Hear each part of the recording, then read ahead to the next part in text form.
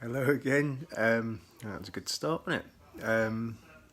I hope you can hear me okay. I think I've got a bit of a dodgy internet connection here at the moment, so perhaps that's why it stopped. I'm not quite sure, but yeah, hopefully it's going to be all right. But yeah, basically, I'll get started. I'm Graham, and one of two Grahams in the team. Now, the other Graham, you probably recognise, you've seen a bit more of than me. He's been an absolute legend recently, and where I've been a bit tied up at times and having technical difficulties, he's stepped in like an absolute trooper. So cheers, Graham, if you're there, mate. You've been immense. So cheers as always. Oh, hi. Great. Oh, cheers. Thank you. So I can see that as well. So that's positive, actually. Yeah, I'm glad because I wasn't sure. I've lost my reading glasses recently. I'm not quite sure where I left those, but I can see that okay. So that's really cool. So I hope you're all doing okay, everybody. This is our Men Do Mondays sort of live feature where we sort of tend to focus on men's mental health as specifically. It's the one day of the week where we do sort of have one particular focus, and because we know there's a sort of, there's a stigma, isn't there, for the whole kind of area and subject of mental health difficulties, emotional difficulties. Certainly doesn't just apply to blokes, we know that, but it's just sort of, it's a feature we do, as you know, and it's one of many things hopefully we cover. Now, I've never done this before, as you can probably tell, and you'll certainly get to realise as I go on, because I haven't really prepared for it, and I'm not the best at talking sometimes, and getting my words out. So bear with me, please. But thanks for joining. So yeah, Men Do Mondays tonight, and essentially I was going to just tell you a bit about myself, really, because I haven't prepared anything in particular. So I thought if I just kind of introduce myself a bit. Some of you might have seen me around in my posts and stuff, but I've never done like a sort of a proper live chat like this, and so just to kind of introduce myself, really, and please do comment and get involved if you'd like to. That'd be really appreciated, and if not, just thanks for listening to me waffle on. I joined Making Mental Health Positive a few years ago now. Actually, I was one of the first admins, I guess. And I think the reason that happened was because I suffer with anxiety and have done probably all my life, I guess.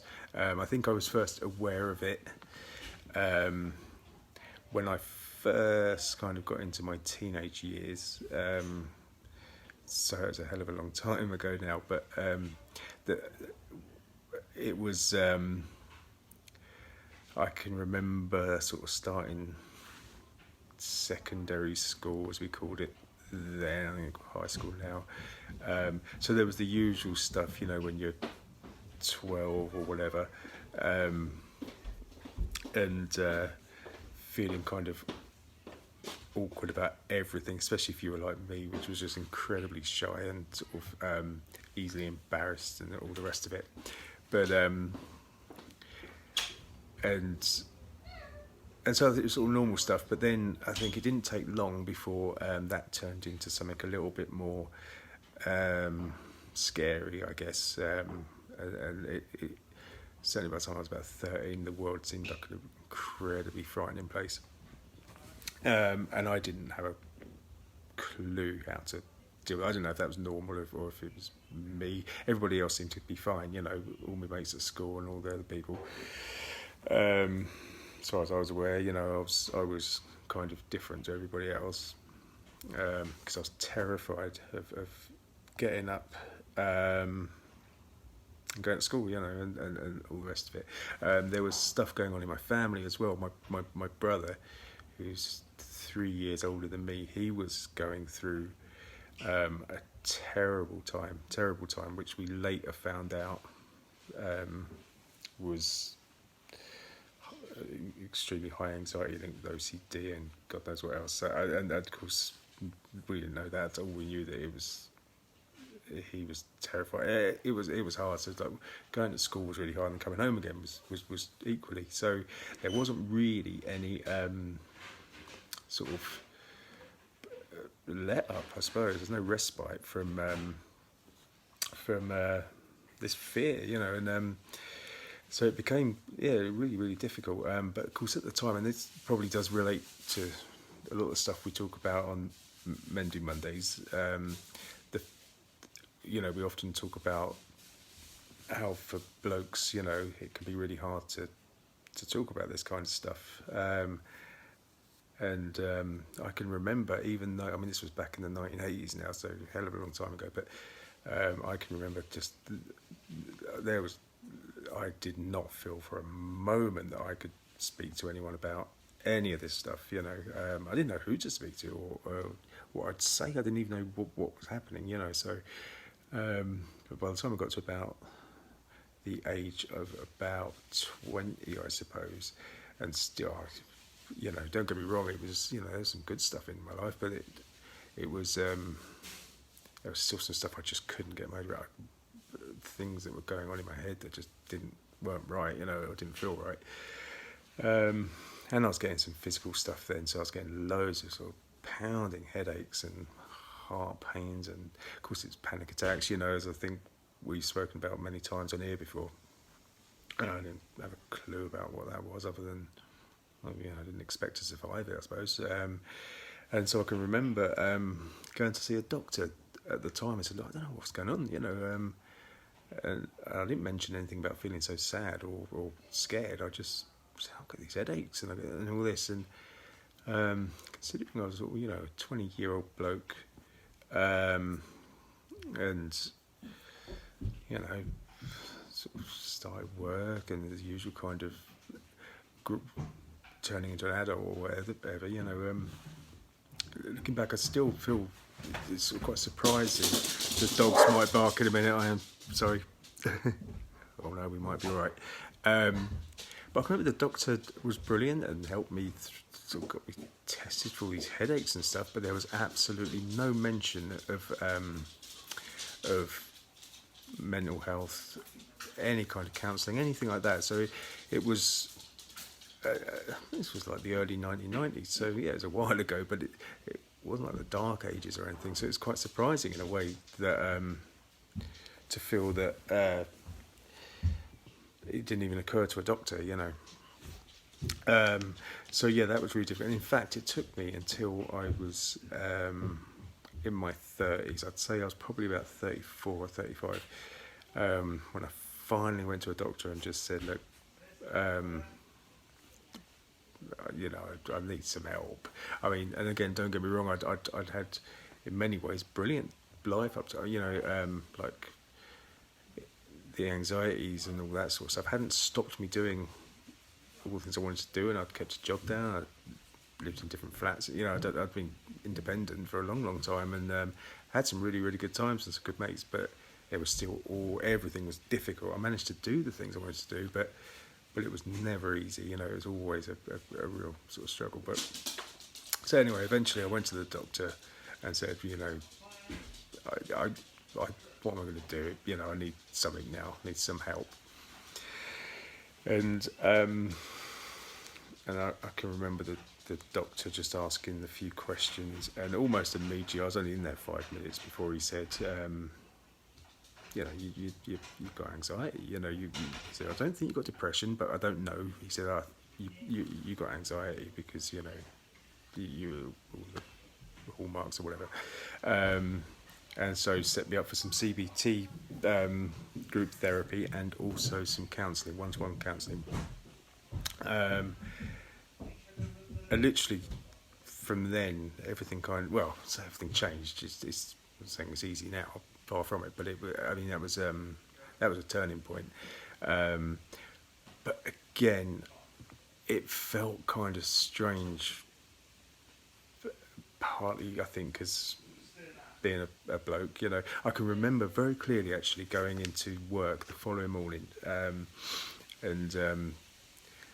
and my mate at work was there, and he sort of said to me, "How did you get on then at the Dogs last night and or yesterday?"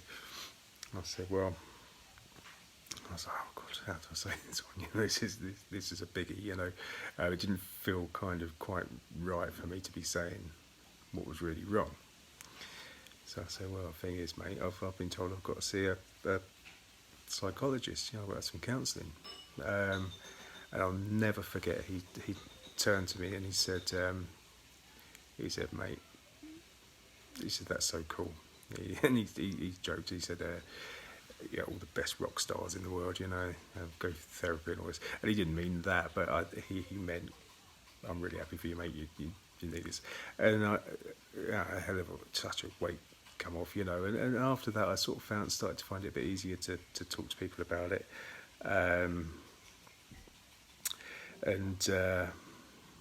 But, it was, but it was, well, it took me, as I say, 20 years, have I got that right? I'm not very good at maths. 20 odd years of not feeling right to actually finally go to a doctor about it. So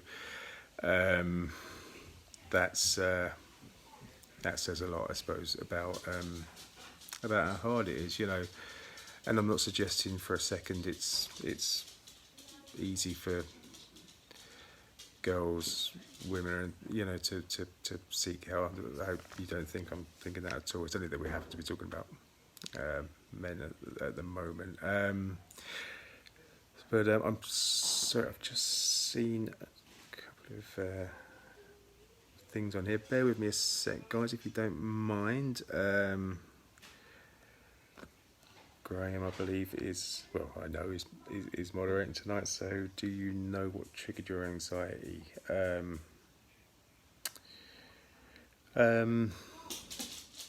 No. If I couldn't tell you, to be honest, Graham. I think it was just literally just. I mean, there were certain triggers, I suppose, that would crop up in daily life, but it was just a fear of talking to people, making a fool of myself, and I used to blush terribly. I still do now, but it's not as bad as it used to be. And whenever I'd speak to someone, and that started at school, the usual stuff when you're 12, and you see a girl at school or whatever, and you blush, and which was embarrassing, but at the same time, it's kind of fairly normal, I suppose. But that carried on into adulthood, and intensified. So there'd be like, if I'm at work and the boss spoke to me, I would just immediately blush, and people would comment, or if I spoke to anyone, and so then your mind starts playing tricks, and you're thinking, well, I want to be in a situation where it's hard because it's so embarrassing, and so you sort of, or certain conversations, it's. I can remember, it used to be really unpredictable. I can remember, like, this is going into my 30s or whatever. I don't know, let's say be down the pub with my mates or something, and someone might say, I don't know, has anyone seen 20 quid I lost earlier or something? And I wouldn't have seen it, but I'd start going bright red, like my brain was wanting me to look guilty or something, and so then you end up kind of just being so overly alert on everything and trying to like guide conversations into ways that aren't going to make you look awkward or so triggers for me were, they come from all directions really, but yeah, anything that would make me feel awkward in front of others. I suppose that was the key thing. I think sort of social anxiety that I know a lot of us struggle with. So yeah, I would say that probably is the best way I can describe it at the moment, Graham. But thanks for asking. And I think there's another one here. Graham, so have you ever faced judgment of having a mental illness, being a man, or is it something you've kept to yourself? No, I haven't. I must admit, I've as I say, it was more just as a kid. It was that idea that it felt like nobody was really interested if I spoke to a doctor or whatever. But then again, I never really pushed it or pursued it, so I suppose I can't really blame everyone else. It's probably myself, judging myself, I guess, and thinking, well, no, this is right. I can't be open about this because this isn't right, this. So yeah, probably from my own perception of it, I guess. But no, certainly as I got a bit older and eventually was able to talk things through a lot more and be a little bit more open. I don't think, to my knowledge, I've had anyone question, my sort of, I don't know, I can't think of the words now. Anyway, just anybody's criticised or been negative towards me. The opposite. If I'm honest, it's a really, I would say, as much as there is still this huge stigma, I've been very lucky because in the people I've been around and the kind of experiences I've had, it's been met with real kindness, and so I've been really, really lucky. And I understand it's not the case for everybody. So yeah, really lucky. And I mean, now I've got a big family now, and when I met my partner, and it wasn't all that long after I'd had that first kind of counselling session in my 30s. And she understood immediately. I think, she won't speak on her behalf, but I know she'd been through a lot herself. And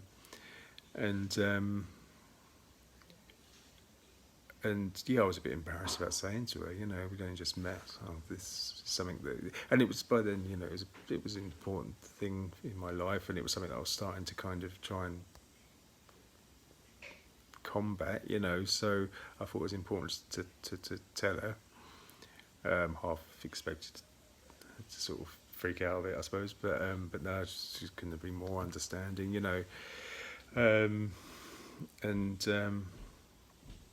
and her kids as well. When I met her, and she had four kids at the time, two of them were very young. But it was amazing how open they were as a family, talking about it, and I sort of became part of that family. And to this day, it's something that luckily here at home, we all talk about, and we all have our own, difficulties, and we're really open, so we're really, really lucky in that respect. But again, I know that's not always the case. I'm sorry, guys, I'm just looking down again.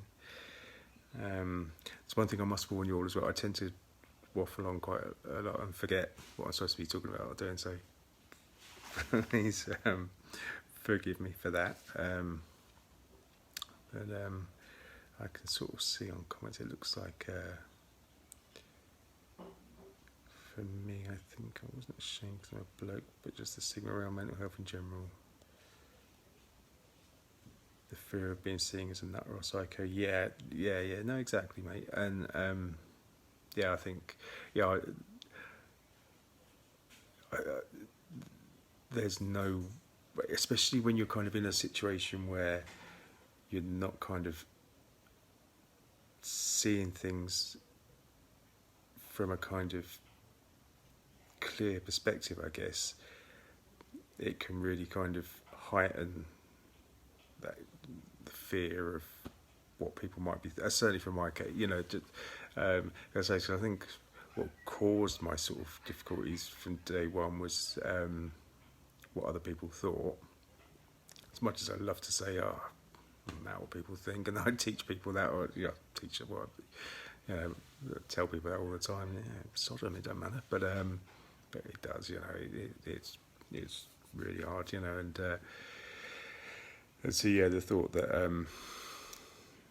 then these people that I sort of whose perceptions I frightened of anyway, if on top of that they think I'm a little bit odd or something like that, is something that yeah, it's quite crushing, you know, the thought. And of course, then your mind plays tricks on you and convinces you, I suppose, you know. I waffled to Graham. Brilliant. Thank you for that. Oh God, I've lost my comments here. I'm so sorry, guys. Don't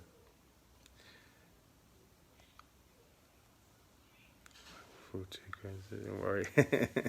yeah. Sometimes forget I'm live. Yeah, I must. Well, you know, Graham, you know, we did a couple of times.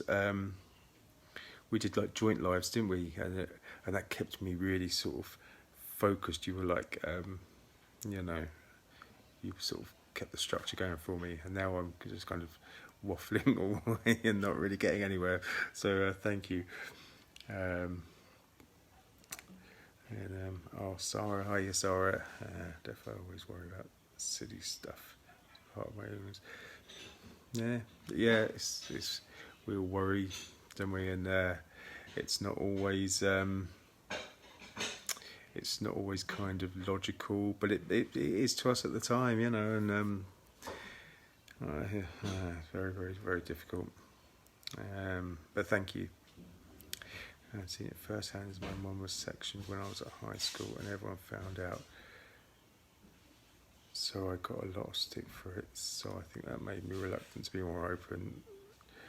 Didn't know that, Graham, and you know, obviously really sorry to hear that. And yeah, that makes total sense. Perfect sense.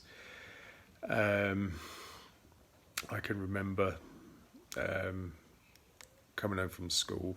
One day I must have been about 13, and my brother, who, as I say, was really struggling, and it was a very hard time.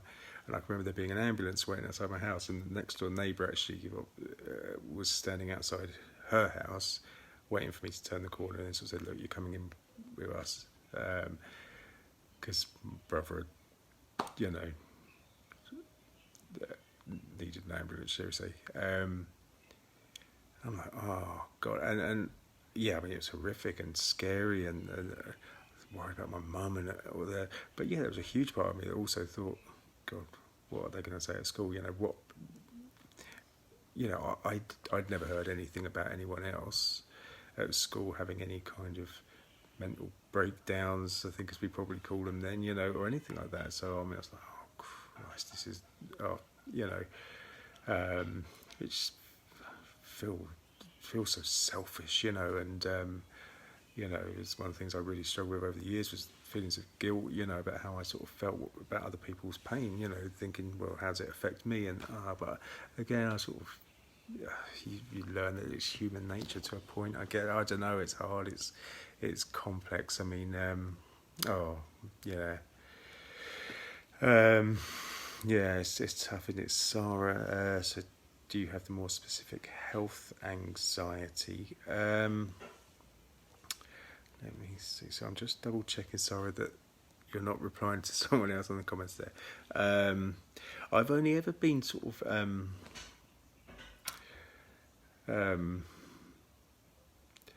sort of diagnosed, well, more recently, for the first time 7 or 8 years ago, I was given medication to take anti-anxiety tablets. So I guess that suggests that the doctor sort of deemed me to have a kind of generalised anxiety disorder. You know, never really anything more specific than that. I think I'm just sort of one of those people that kind of, just found interacting with people and understanding sort of social things quite difficult, even though you know, I've been really lucky over the years. I've had a fantastic social life. It sounds really weird, but like you know, I've managed to go out all the time. I've always kept my jobs and kept my friends and social life, and I've been in bands all through the 90s and the the 2000s. I was playing in punk rock bands and stuff like that. So you'd think, well, he hasn't got any kind of social anxiety, but I did. It was absolutely terrifying, but I still made sure I sort of did it. So I'm very, very lucky, even though it was sort of very difficult, But so yeah, it's quite unpredictable with me, I suppose. But yeah, it'll always be there. I think. I don't think I'm ever going to kind of just wake up and find everything really easy. Because even now, if the door goes or something, I get nervous. Who's at the door, or if I coming home from work, let's say, and walking to the street, and if the next door neighbour, who's absolutely lovely and a right laugh, is outside, I straight away get butterflies. Oh, what am I going to say? Oh, I'm going to make a right fool of me. And it's not kind of met with the same fear that it was when I was younger. It's not like it's life or death. Oh Christ, I'm going to hide. I wouldn't necessarily do that anymore, but it's still there, and so. I'm well into my 40s now, so I can't really see it changing too much now. I'm sorry, guys. I'm just having another look through, and I'm sorry if I'm not answering the question. Again, I'm going off on tangents probably, and then thinking that I've answered. All I've done is answer my own new questions, I guess. Do you think mental health will ever be seen as more acceptable, like physical illness, in our lifetime? Yeah, it is a lot better than it was 10, 15 years. I totally agree. Couldn't agree more. And in actual fact, the other thing I'd say is that from what I've also seen is just how common it is. In fact, almost everybody I meet or speak to now, almost everyone would say to some level they experience anxiety. So I think that means that people are talking about it more, I guess, which is a massive thing. But yeah, undoubtedly still quite some way to go. But I think give it another 5-10 years, I think things will be better still. I do feel confident, actually. Bit of a punk rocker, are you? Leather jackets and mohawks. No. Not so much the leather jackets, Graham. I was more... I just look scruffy. Yeah. Used to have really sort of, when I used to have hair, it used to be very spiky and stuff. But then it was normally with kind of mohair jumpers and things rather than leather jackets because I get too warm in those. But yeah, a little bit like that. Yeah, I wish I could do that now, if I'm honest.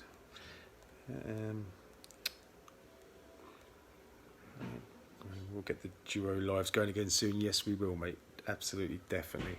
Yeah, I think I'm up to date on comments. I haven't got a clue how long I've been waffling on for, guys. And I don't know, because I've never done these before. Sorry. So I'm not quite sure if I'm doing it right or if I'm been going on too long or not long enough. But as you all know, we really appreciate everybody who gets involved in our page and logs in and looks at our posts and comments and posts things themselves as well. We wouldn't be anything without the support of you guys. So this I really, really do appreciate it. Please don't ever think that that's not the case. This is something that's going to be, the page is going to be continuing to grow, we hope, and we're going to carry on doing this. Graham and myself and Dawn as well. She'll be continuing her A to Z of anxiety live sessions on Thursdays. Not sure if it's one this week or not, but we'll let you know anyway. Also, I'm going to be doing some interviews soon, hopefully as well, with various people who kind of are involved in similar groups to this or other organisations, or just people that are interested in talking to us. And I think hopefully Graham might be doing a few podcasts and things at some point. So yeah, we're going to be around probably a lot more. I think tomorrow night Graham's going to be doing his. I think I'm right. Is that right, Graham? Tomorrow night is the.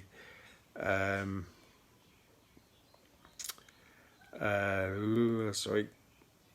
Can watch this. Oh, appreciate that. Yeah, Graham tomorrow night will be doing his like Tuesday night check-in, which is brilliant, and I think in fact I know I'll be involved in that as well. I'll be doing the typing stuff tomorrow for that, so I'm looking forward to that. So guys, I think I've probably bored you enough with my life now, so I think I'll call it a night for now. I hope that's okay. But thanks everybody for watching. I really do appreciate it. If you want to watch it back, you can see it on there and everything, and hopefully we can start getting a few more videos up on our like YouTube channel and everything. There's quite a few things going on. We're still kind of in that transition process where we're kind of like building things up across the board, so bear with us on that, but thanks a lot everybody, and I hope you have a really lovely rest of the evening, and thanks for watching and commenting and everything. I really do appreciate it. Take care everybody, and we'll see you tomorrow. All right, cheers guys, good night then.